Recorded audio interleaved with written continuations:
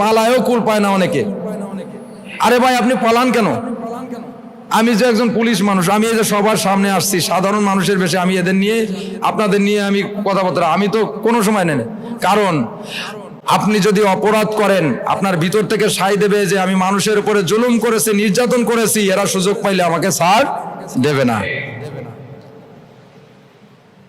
আপনি মানুষের সাথে করেছেন বিয়াদবি, তার উপর জুলুম নির্যাতন করেছেন, যারা মাজলুম তারা কি আপনাকে হালুয়া খাবে? কখনোই খাবে না। আমার বন্ধুগণ, আল্লামা কোরআনের পাখি, আজকে দেখো তোমার ওয়াজ আমরা শুনি কিন্তু তুমি আজ দুনিয়ায় নাই। আজকে আমি কোরআনের পাখি আল্লামা দেলোয়ার হোসেন সাঈদী হুজুরের বাড়িতে গেলাম, গতদিন 220 জন নিয়ে প্রায় এরকম নিয়ে গেছি আমরা। সেখানে যাওয়ার পরে সালাম দিলাম, মনে হলো আমার কাছে মনে হলো ওখানে যাওয়ার পরে আমার পুরো শরীরটা একটা শীতল হয়ে গেছে, এরকম একটা মুড আমার কাছে ভাব। আমরা রাত গেছিলাম সেই সময় 3টা বাজে।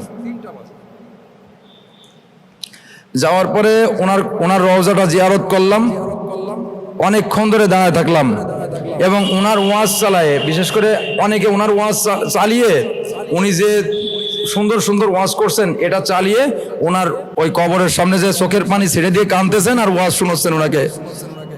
হে কোরআনের রাহাবর, আল্লামা কোরআনের পাখি, আজকে দেখো তোমার ওয়াজ আমরা শুনি কিন্তু তুমি আজ দুনিয়ায় নাই।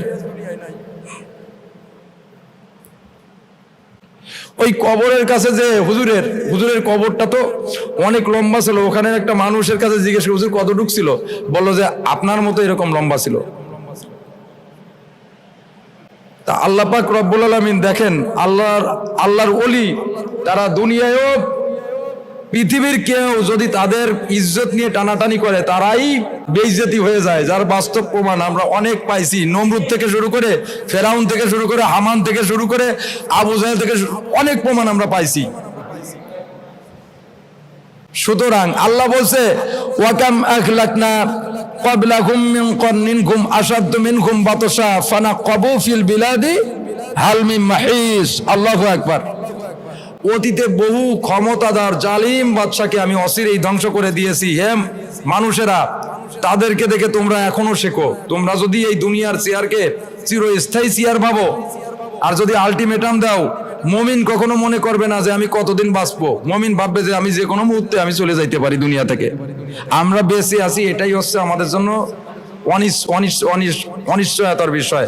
আমরা যে মরে যাব না এটা আমরা বলতেও পারবো না মুখ দিয়ে, কারণ আমাদের হায়াত মউত কার হাতে? বলেন তো কার হাতে? আল্লাহর হাতে। যারা দুনিয়াটাকে জান্নাত বানায় ফেলাইছে তারা কি দুনিয়া ভোগ করতে পারছে? সাদ্দাত জান্নাত বানাইছিল, আল্লাহ কি তাকে ভোগ করতে দিয়েছে? দেন নাই। এই জন্য আমার বন্ধুগণ, আজকে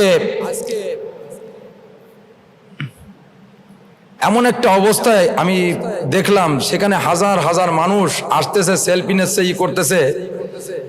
তখন ওনাকে নিয়ে একটা গান, একটা ইসলামিক নাশিদ গাইছিলাম এবং দেখলাম যে উনি যে ঘরের উনি চলাফেরা করতো আসলে একেবারে খুবই সাধারণ একটা টিনের ঘর।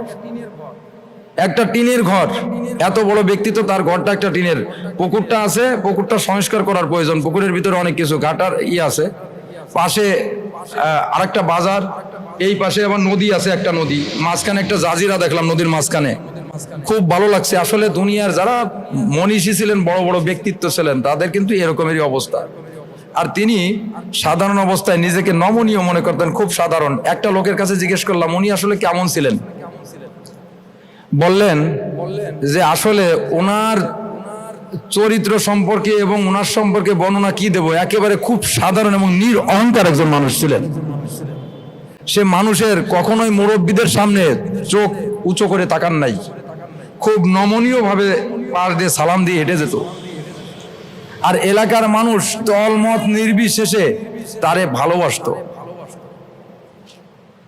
তা আপনি আমি যদি কারোর ইজ্জত এবং সম্মান নিয়ে টানাটানি করি, জামা নিয়ে, আসলে নিজেই বিপদে পড়বেন, যার বাস্তব প্রমাণ আমরা অহরহ দেখেছি এবং এখনো দেখতেছি। আল্লাহ পাক রব্বুল আলামিন যারা কোন হক মানুষের ইজ্জত নিয়ে খেলা করে, আল্লাহ পাক রব্বুল আলামিন দুনিয়ার সমস্ত মানুষের সামনে তাদেরকে বেইজ্জতি করেন। আজকে যার বাস্তব প্রমাণ আমরা দেখতেছি, দেখেন